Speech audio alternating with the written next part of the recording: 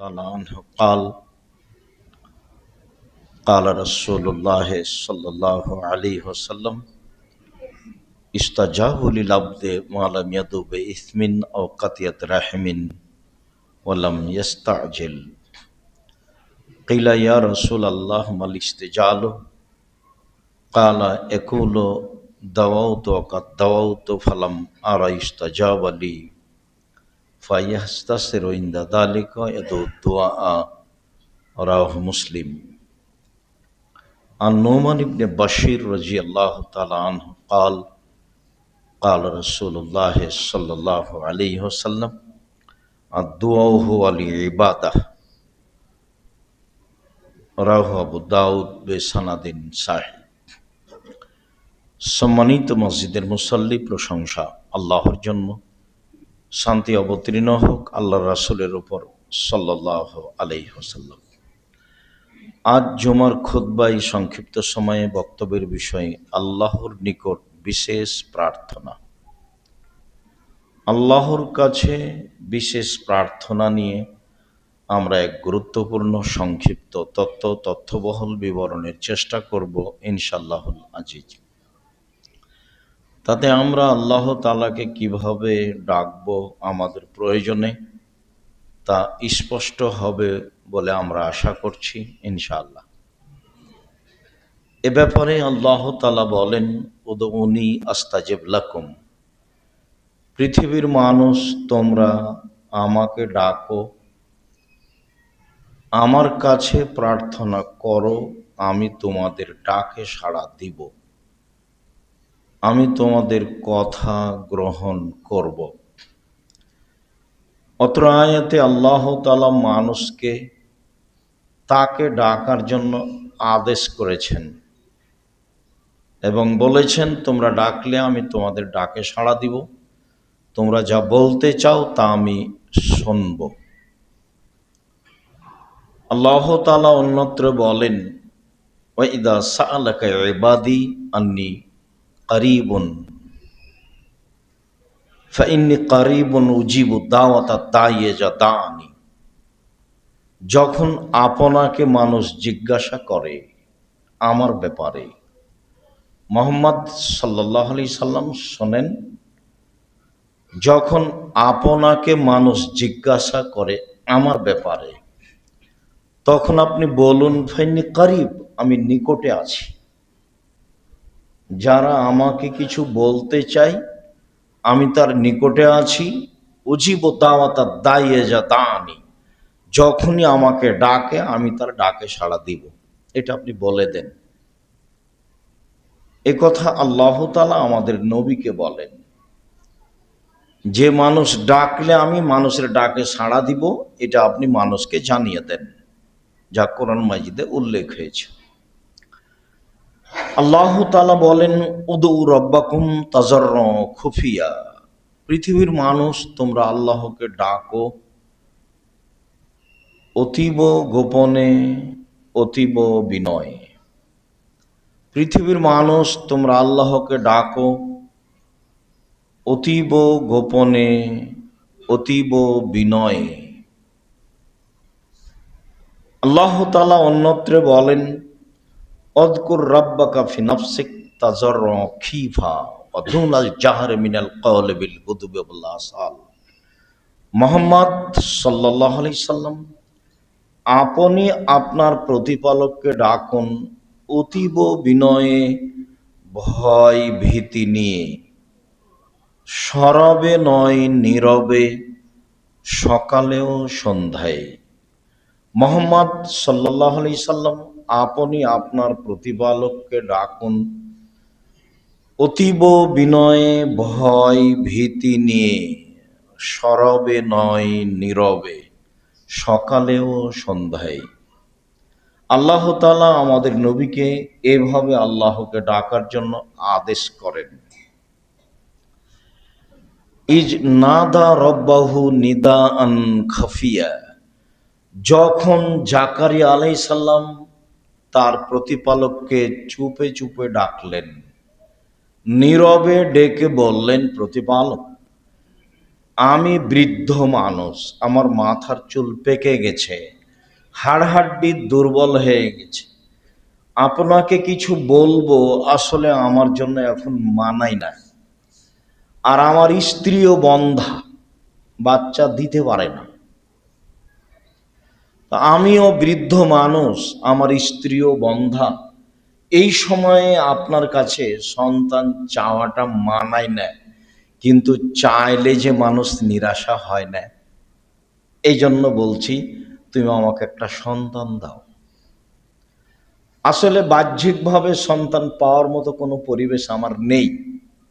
প্রথম কথা, আমি বৃদ্ধ মানুষ, আমার মাথার চুল পেকে গেছে, হাড় হাড্ডি দুর্বল হয়ে গেছে। আর দ্বিতীয় কথা, আমার স্ত্রী বন্ধা, তাহলে বাচ্চা চাই কি করে? তবুও চাচ্ছি এই জন্য যে তোমার কাছে চাইলে মানুষ নিরাশা হয় না। যেহেতু নিরাশা হয় না, কাজে আমি চুপে চুপে তোমাকে একটা কথা বললাম, তুমি আমাকে একটা সন্তান দাও। তা আল্লাহ বললেন, ঠিক আছে, তোমার চুপে চুপে ডাক আমি মেনে নিলাম, তোমাকে একটা সন্তান দিলাম যার নাম ইয়াহিয়া। আল্লাহ তাআলা আমাদের নবী মোহাম্মদ সাল্লাল্লাহু আলাইহি সাল্লামকে বলেন, আপনি আপনার প্রতিপালককে ডাকুন চুপে চুপে, অতীব গোপনে, অতীব বিনয়ে, সরবে নয় নীরবে, সকালে ও সন্ধ্যায়। সম্মানিত দিনী ভাই বোন, আমরা অত্র আয়াতে বুঝতে পারছিলাম যে আল্লাহকে ডাকার জন্য আল্লাহ নিজে আদেশ করেছেন এবং ডাকার পদ্ধতিতে আমাদের নবীকে বলে দিয়েছেন যে আপনি চুপে চুপে ডাকুন, নীরবে ডাকুন, ভয় ভীতি নিয়ে ডাকুন, গোপনে ডাকুন, আমি ডাকে সাড়া দেব, সকালে সন্ধ্যায় বলুন। আর আল্লাহ তাআলা পৃথিবীর মানুষকে আমাদেরকে অবগত করানোর জন্য জাকারিয়া আলাইহিস সালামের পদ্ধতিও উল্লেখ করেছেন। তিনিও তার বিষয়টি আল্লাহর দরবারে পেশ করেছেন এবং যেভাবে পেশ করেছেন সেটা আমরা অবগত হলাম। আমাদের বক্তব্যের বিষয় বিশেষ প্রার্থনা। নোমান ইবনে বাশির রাদিয়াল্লাহু তাআলা আনহু বলেন, রাসূল সাল্লাল্লাহু আলাইহি সাল্লাম বলেছেন, আদ-দুআ হুয়াল ইবাদা, প্রার্থনাই ইবাদত, চাওয়াই ইবাদত। মানুষের উচিত যে আল্লাহর কাছে চাইবে, চাওয়াই ইবাদত, দুআই ইবাদত। সালমান ফারসি রাদিয়াল্লাহু তাআলা আনহু বলেন, রাসূল সাল্লাল্লাহু আলাইহি ওয়াসাল্লাম বলেছেন, লা ইয়ারুদ্দুল কাজা ইল্লা দুআ, দোয়া ছাড়া লিখিত ভাগ্য কোনো জিনিস পরিবর্তন করতে পারবে না। এমন কোনো পথঘাট নেই যা লিখিত ভাগ্য পরিবর্তন করতে পারে দোয়া ছাড়া। তবে পরের বাক্যে কথা বলা হয়েছে যে ওয়ালা ইয়াজিদু ফিল উমর ইল্লাল বীর, সদাচরণে ভাগ্যর পরিবর্তন হয়, বয়স বেশি হয়। আপনি বারবার বললে পৃথিবী সৃষ্টির 50,000 বছর পূর্বে যা লেখা হয়েছে তা কেটে দিয়ে আল্লাহ নতুন ভাবে লিখে দিবেন বলে মুহাম্মদ সাল্লাল্লাহু আলাইহি সাল্লাম বলেন। তাতে তিনি বলেন যে মানুষের ভাগ্য পরিবর্তন করার কোনো পথ নেই, তবে দুয়ার মাধ্যমে, প্রার্থনার মাধ্যমে মানুষের ভাগ্য পরিবর্তন সম্ভব। আর সদাচরণের মাধ্যমে আল্লাহ মানুষের বয়স বেশি করে দেন। তাতে তিনি অন্য জায়গায় বলেছেন যে মানসাররাহা ইউবসাত আল্লাহু ফি রিজকি ওয়া ইনসালাহু ফাসারিহি, যে চাই যে আমার অর্থ সম্পদ বেশি হয়ে যাক, যে চাই যে আমার অর্থ সম্পদ বেশি হয়ে যাক, যে চাই যে আমার একটু বয়স বেশি হয়ে যাক, ফালিয়াসিল রাহিমাহু, সে যেন সদাচরণ বহাল রাখে।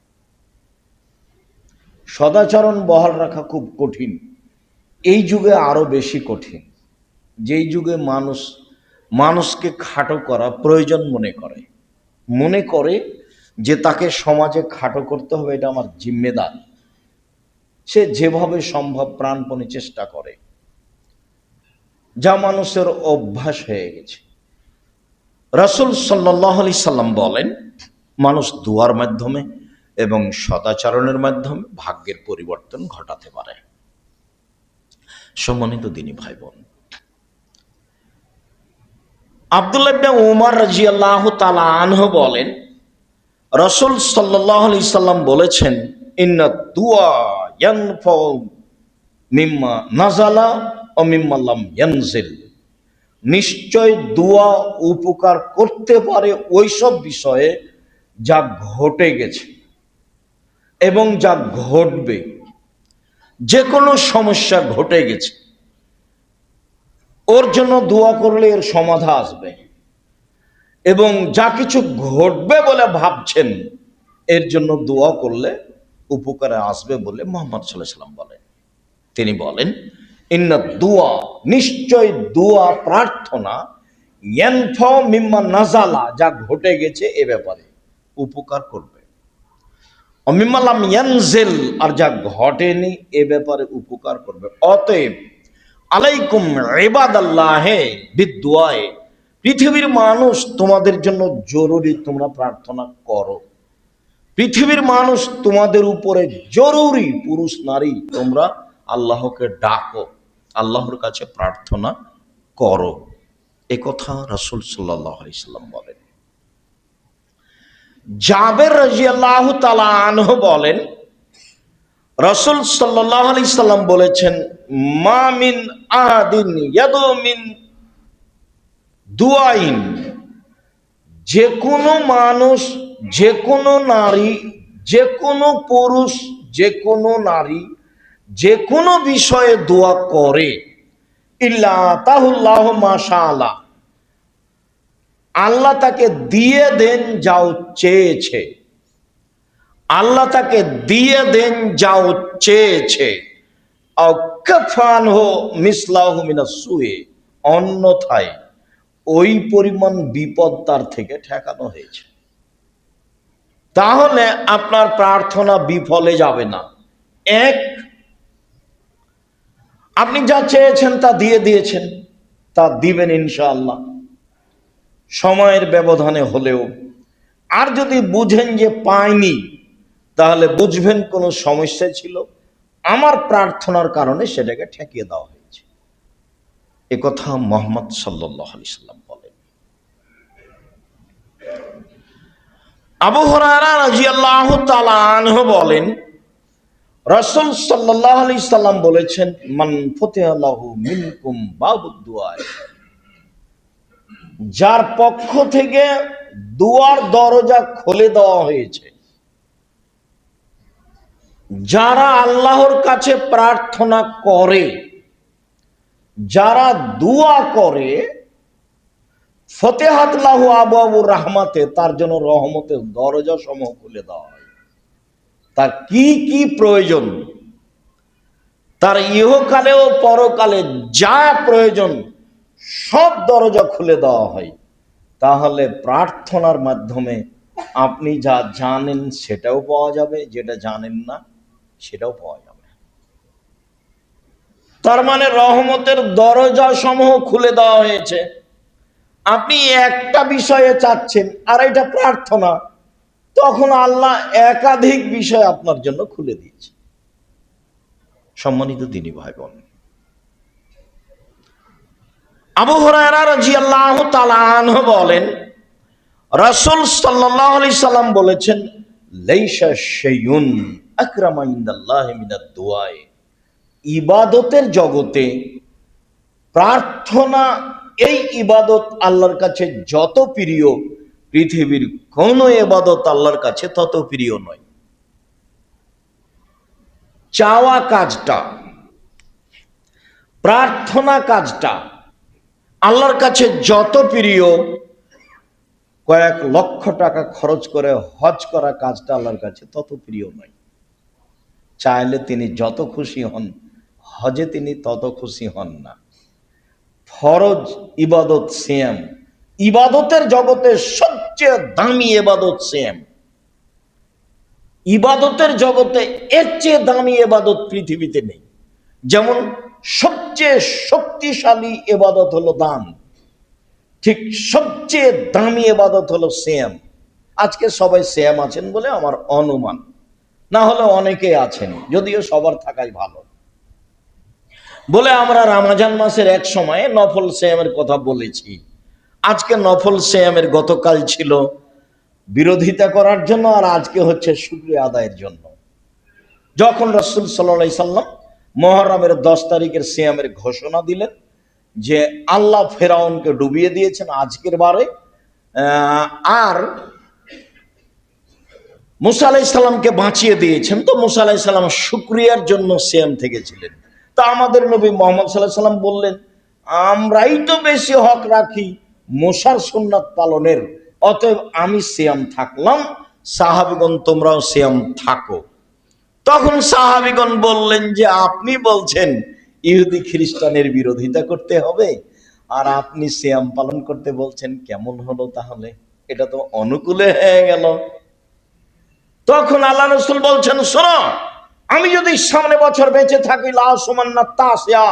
তাহলে মুহররমের 9 তারিখও সিয়াম থাকবো। 9 তারিখ হবে বিরোধিতা, 10 তারিখ হবে শুকরিয়া। এই জন্য মুহররমের 2 দিন সিয়াম। আজকে সিয়াম আছেন বলে আমার ভালো ধারণা, একাধিক দিন আপনার সামনে আলোচনা পেশ করার ভিত্তিতে আপনি সিয়াম নেই, এর অর্থ আপনার উপরে আমার ভালো ধারণা কমেনি, পরবর্তীতে থাকবেন বলে আশাবাদী। বৃহস্পতিবার সোমবার অভ্যাসী হবেন, হতে হবে। কেন হবেন না? কি আপনার ঝামেলা আছে? ইবাদতের জগতের সবচেয়ে দামি ইবাদত, কেন আপনি অভ্যাসী হন না বৃহস্পতিবার সোমবার? সাহারি হয়নি 10টার সময় আল্লাহ রাসূল বলছেন, আয়েশা জি খানা পানি আছে বাড়িতে? জি না। ঠিক আছে, সিয়াম থাকলাম। তার বাড়িতে কোনো সময় কিছুই থাকতো না। আল্লাহ রাসূল আজকে হাদিয়া দিয়ে গেছে সকাল 9টা 10টার দিকে। কি হাদিয়া দেখি, এই যে, আর আমি সিয়াম ছিলাম। আচ্ছা ঠিক আছে, নফল সিয়াম ছেড়ে দিলাম, নিয়ে আসো হাদিয়া খাও। সম্মানিত দিনী ভাই বোন, বলছিলাম ইবাদতের জগতে সবচেয়ে দামি ইবাদত সিয়াম। এরপরেও আল্লাহ এতে যত সন্তুষ্ট হন, আপনি কিছু চাইলে তার চেয়ে বেশি সন্তুষ্ট হন। উনি চাইলে বুঝেন যে আমি দিতে পারি। তার একটা ব্যক্তিত্ব আছে, গর্ব তার, অহংকার তার, রাজ্জাক তার নাম, জাব্বার তার নাম, শতাধিক তার নাম আছে।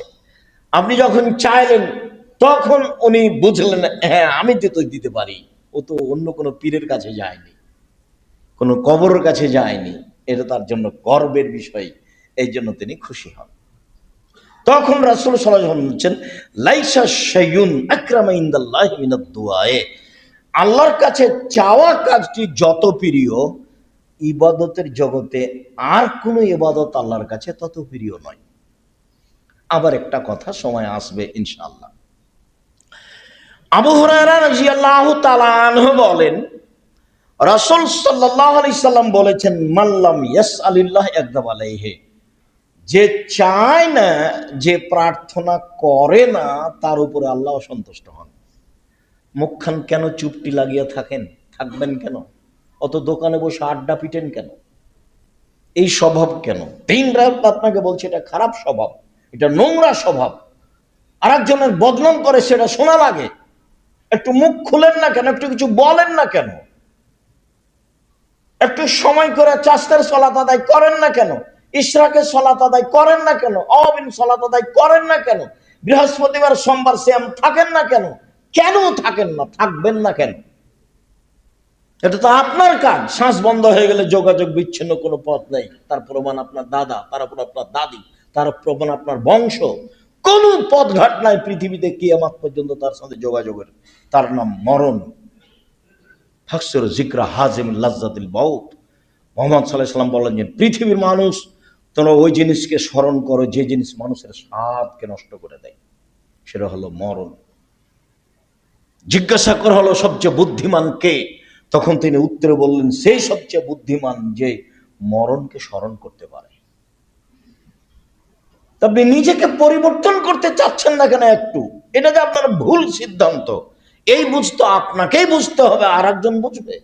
সম্মানিত দিনী ভাই বোন, আবু হুরায়রা রাদিয়াল্লাহু তাআলা আনহু বলেন, রাসূল সাল্লাল্লাহু আলাইহি সাল্লাম বলেছেন, মান সাররাহু আইয়াস্তাজিবাল্লাহু লাহু ফিস সাদায়েদ ফাদিকশির দুআ ফির রাখায়। যে ব্যক্তি চায় যে বিপদে পড়লে যেন আমার কথা আল্লাহ তাড়াতাড়ি কবুল করেন, যখন আমি দুনিয়াতে বিপদগ্রস্ত হব তখন আমি বললেই যেন আল্লাহ মেনে নেন, এইটা যে চায় সে যেন ভালো অবস্থায় বেশি বেশি প্রার্থনা করে, বেশি বেশি দোয়া করে। হলো?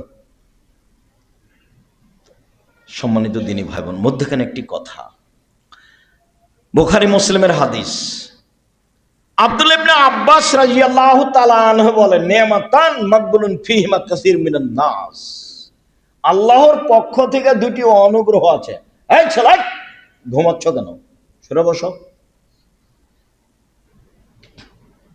সম্মানিত দিনী ভাই বোন, আল্লাহর পক্ষ থেকে দুটি অনুগ্রহ আছে। আল্লাহ বলছেন যে এই অনুগ্রহ আমি যে জন্য দিয়েছি সেটা মানুষ ভুল বুঝেছে, আমি তো এই জন্য দিইনি। আল্লাহ বলছেন আমার পক্ষ থেকে দুটো অনুগ্রহ আছে, দুটা দয়া, দুটা অনুগ্রহ। কি? আসাহাত, শরীরের সুস্থতা, এটা আল্লাহর দয়া, এটা আল্লাহর অনুগ্রহ। তো আমি তাকে শরীরের সুস্থতা দিয়েছি আমাকে চিনার জন্য, আমাকে জানার জন্য, আমাকে কিছু বলবে এই জন্য, কোরআন তেলাওয়াত করবে, একটু তাসবিহ তাহলিল করবে, এরকম কিছু করবে বলবে এই জন্য। তো শরীরের সুস্থ হয় তো দোকানে বসে আড্ডা পিটে, তো ভুল বুঝলো, আমি তো এই জন্য দিইনি। আল্লাহ রাসূল বলছেন, দুই, আল ফারাগ, অবসর। আমি মানুষের জীবনে অবসর দিয়েছি। যারা ব্যবসা করে 10টায় দোকান খুলে রাত 10টায় বন্ধ করে, তাহলে 10টা থেকে 10টা পর্যন্ত ব্যস্ত, বাকি টাইম অবসর। আমরা তো মনে করি চাকরি রিটায়ার্ড হলে অবসর, না, মানুষের জীবনে একটা ব্যস্ততা আছে আর অবসর আছে। যারা চাকরি করে তারা যায় 10টায় যায়, বিকাল 5টায় ফিরে আসে, বাকি টাইম তার অবসর। যারা জমি চাষ করে সকালে চলে যায়, আমি আমার আব্বাকে দেখেছি সন্ধ্যার সময় সূর্য ডুবলে আসে, তো বাকি টাইম তার অবসর। তো অবসর সময় কি আমি দিয়েছি তাকে আড্ডা পিটার জন্য, এইভাবে মানুষের বদনাম ঘুরে বেড়ার জন্য, দাঙ্গা মাহাঙ্গামা করার জন্য? তো আমি তাকে অবসর সময় দিয়েছি আমাকে কিছু বলবে এই জন্য। তো ভুল বুঝেছে। তাহলে মানুষ ভুল বুঝছে কোন দুটা জিনিসে? শরীরের সুস্থতাই। আমি যে জন্য দিয়েছি সে করেনি। দুই, অবসর। আমি মানুষের জীবনে যে জন্য অবসর দিয়েছি সেটা মানুষ করেনি, ও ভুল বুঝেছে, ধোঁকা খেয়ে গেছে। বুখারী মুসলিম। সম্মানিত দিনী ভাই বোন, প্রার্থনা। আবু হুরায়রা রাদিয়াল্লাহু তাআলা আনহু বলেন, রাসূল সাল্লাল্লাহু আলাইহি ওয়াসাল্লাম বলেছেন, লা তাদু আলা আনফুসিকুম ওয়ালা আওলাদিকুম ওয়ালা আমওয়ালিকুম। পৃথিবীর মানুষ, তোমরা নিজের ব্যাপারে বদদুয়া করো না, নিজের ব্যাপারে অপ্রয়োজনীয় প্রার্থনা করো না। বেঁচে থাকার চেয়ে মরে যাওয়াই ভালো, এত ঝামেলা। অর্থ সম্পদের ব্যাপারে বদদুয়া করো না, এইসব অর্থ সম্পদ থাকার চেয়ে না থাকাই ভালো। ঝামেলা, এই ঝামেলা, সেই ঝামেলা, মামলা মোকদ্দমা, জমি জায়গা, কথা বলতে পাবা না। ছেলে মেয়ের জন্য বদদুয়া করতে পাবে না, ছেলে মেয়ে যতই খারাপ হোক। ছেলে মেয়ে মেরেছে, ছেলে মেরেছে, এ কথাই ঠিক, তো আপনি বলতে গেলেন কেন যে তোকে ত্যায্য পুত্র করলাম? তো আপনি তাড়াহুড়া করে অজু করে ঘরে ঢুকে 2 রাকাত সালাত আদায় করে আল্লাহকে বলেন, আমি তো এই ছেলে চাইনি, ছেলে ফিরিয়ে দাও। অবাক, আমার ছেলে আমাকে মারবে কেন? আমি তো এই ছেলে চাইনি, আমি তো এই জন্য ছেলে মানুষ করিনি, আমার ছেলে আমাকে ফিরিয়ে দাও। আমার ছেলে আমাকে মারবে কেন এই অভিযোগ তোমার কাছে? আমি তো এই জন্য মানুষ করিনি। 24 ঘন্টার মধ্যে সকাল হতে হতে ছেলে যেন আমার কাছে ফিরে আসে, এটা তোমার কাছে দাবি। জোরালো ভাবে বলছি, খুব জোরালো ভাবে বলতে হবে, একটু পরেই বলছি। সকালে দেখবেন ছেলে আপনার কাছে ক্ষমা চাচ্ছে, এই যে ছেলে ফিরে এসেছে, আমার ছেলে আমাকে ফিরিয়ে দেন। আমার ছেলে আমাকে গালি দিবে কেন? আমি তো এই জন্য লালন পালন করিনি, তার পিছনে আমার পরিশ্রম আছে। আমার স্ত্রী তাকে দুধ খাওয়াইছে, তাকে লালন পালন করেছে, তেল কাজল দিয়ে অনেক শ্রম দিয়েছে, আমাকে গালি দিবে মানে? আমি তো এটা চাইনি। আপনি আপনার মতো বলেন। সম্মানিত দ্বীনি ভাই বোন, আবু হুরায়রা রাদিয়াল্লাহু তাআলা আনহু বলেন, রাসূল সাল্লাল্লাহু আলাইহি সাল্লাম বলেছেন, উদুল্লাহ মুকিনিনা বিল ইজাবা, দোয়া করো এই দাবিতে যে কবুল করতে হবে, বিশ্বাস রেখে কবুল হবে, শক্তভাবে বলবেন, জোরালো দাবি রেখে বলবেন। কেন? আল্লাহ মনে রেখো, আল্লাহ তাআলা লা ইস্তাজিবু মিন কলবিন গাফিলিন লাহিন, অমনোযোগী ব্যক্তির দোয়া কবুল হয় না। করতে হবে, তাই করে যে দেখছেন না, ঢাকা শহরের পাশাপাশি বসবাস করছেন, সালাম ফিরার পরে বলছে বিহাক্কি লা ইলাহা ইল্লাল্লাহ ইয়া আরহামার রাহিমিন। এগুলো কোনো দোয়া হলো? সবাই এতে খুশি, এটা না হলে মানুষ খেপে যাচ্ছে। তো এইটা তো প্রার্থনা নয়। সম্মানিত দ্বীনি ভাই বোন, রাসূল সাল্লাল্লাহু আলাইহি ওয়াসাল্লাম বলছেন শক্তভাবে দোয়া করো, দোয়া কবুল করতেই হবে। কেন? যে শক্তভাবে বলে না, দৃঢ়তার সাথে বলে না, আল্লাহ তার দোয়া কবুল করবেন না। বলতে তোমার সমস্যাটা কোথায়? আমি তো দিতে পারি, তুমি আমাকে বলো। আমি বড় অপরাধী, আমি বড় গুনাহগার, তুমি বড় দয়াবান, তুমি বড় ক্ষমাবান, তুমি আমাকে ক্ষমা ভিক্ষা দাও, আমি রাত পার করতে রাজি নই, আমাকে ক্ষমা করো। আমার অর্থ সম্পদের ক্ষতি দেখছি, সেগুলো পূরণ করে দাও, যা যা প্রয়োজন সব দাবি জানান। আপনার দাবি শোনার জন্য তিনি প্রতীক্ষমান রয়েছেন। সম্মানিত দ্বীনি ভাই বোন, বিশেষ প্রার্থনা আল্লাহর কাছে চাইতে হবে। মুখখান বন্ধ রাখলে আল্লাহ তাআলা অসন্তুষ্ট হবেন, মুখ খুললে আল্লাহ তাআলা সন্তুষ্ট হবেন। সময়ের গতিতে আল্লাহ আপনাকে দিয়ে দিবেন ইনশাআল্লাহ। আল্লাহ তুমি আমাদের বুঝে আমল করা তৌফিক দান করো। আল্লাহুম্মা সাল্লি।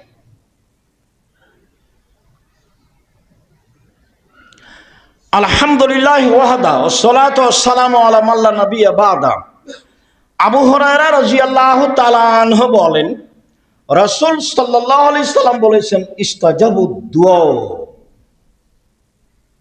মানুষের দোয়া কবুল করা হয়, তবে লা ইস্তাজাবুদ দুআ আই ইস্তাবাজুদ দুআ ইল্লা বিইসমিন আও কাতিয়াত রাহিমিন, দোয়া কবুল হয় না যেই দোয়া করা হয় সম্পর্ক ছিন্ন করার জন্য। স্ত্রীকে বলছে যে তোর বাপের বাড়ি যেন আল্লাহ আর কোনোদিন না নিয়ে যায়, টাকা নিতে গেছিল দেয়নি, বা বলছে ভাইয়ের সাথে গন্ডগোল রেখে তোর সাথে যেন আল্লাহ আর কোনোদিন কথা বলার ব্যবস্থা না করে, তোর সাথে আর কোনোদিন কথাই বলবো না। সম্পর্ক ছিন্ন করার জন্য যে দোয়া করা হয় সেটা কবুল হবে না। পাপের জন্য যে দোয়া করা হয় সেটা কবুল হবে না। আল্লাহ আমি অশ্লীল কাজে লিপ্ত হচ্ছি, কেউ যেন না দেখে। তো পাপের জন্য দোয়া করলে দোয়া কবুল হয় না। 3, অলিস্তেজাল, তাড়াহুড়া করে দোয়া করলে, দোয়াতে তাড়াহুড়া করলে কবুল হয় না। সাহাবীগণ বলছেন মাল ইস্তেজাল, আগের দুইটা ভালো বুঝেছি যে পাপের জন্য দোয়া করলে কবুল হয় না, আত্মীয়তার সম্পর্ক ছিন্ন করার দোয়া করলে কবুল হয় না। তো তাড়াহুড়া এটা যে বুঝলাম না। তখন রাসূল সাল্লাল্লাহু আলাইহি সাল্লাম বলছেন, একুলো বলে, কাদ্দাওত ফালামারা ইস্তাজাবালি, দোয়া করলাম, কত দোয়া করলাম, কই কবুল হয় না। ফায়াস্তাহসিরু, তখন অলস হয়ে যায়, ওই সময় এত দোয়া ছেড়ে দেয়, এই দোয়া কবুল হবে না। আপনি তো অবগত হলেন আমার দোয়া কবুল হবে, আর না হয় সে পরিমাণ ক্ষতি সরে যাবে, আর না হয় সেটা আমি তার বিনিময়ে জান্নাত আছে 3টে, হয় আমি পেয়ে যাব, না হয় অন্যায় ঠেকানো হবে, আর না হয় জান্নাত হবে, আমার তো মিস যাবে না। আপনি অলস হলেন কেন? আর চাইলেই হবে এত আপনি তাড়াহুড়া করছেন কেন? আপনি তো একজন মানুষ, তাড়াহুড়া করলে কি হবে? সময় লাগবে। নবী দোয়া করছেন নবীর জন্য, ইয়াকুব আলাইহিস সালাম দোয়া করছেন ইউসুফ আলাইহিস সালামের জন্য, ছেলে হারিয়ে গেছে, চোখে দেখতে পান না, কান্নাকাটি করতে করতে 25 বছর পরে দোয়া কবুল হয়েছে। মুহাম্মদ সাল্লাল্লাহু আলাইহি সাল্লাম বদদোয়া করেছিলেন খুব অপমান অবস্থায়, সালাতে সিজদায় গেছেন, তখন আবু জাহাল বলছে, এই কে আছো? বুখারী মুসলিমের হাদিস, মোহাম্মদের মাথার উপরে উঁটের ভুঁড়িটা চাপিয়ে দাও তো। তো উঁটের ভুঁড়ি তো ময়লা জায়গাতে পড়ে আছে, যারা অন্যায় করতে চায় তারা নিয়ে এসে মাথার উপরে চাপিয়ে দিয়েছে, দিয়ে হাসছে তারা। এখন কে বললো ফাতেমা দেখো তোমার আব্বা তো উঠতে পারছে না। তো ফাতেমা দৌড়িয়ে এসে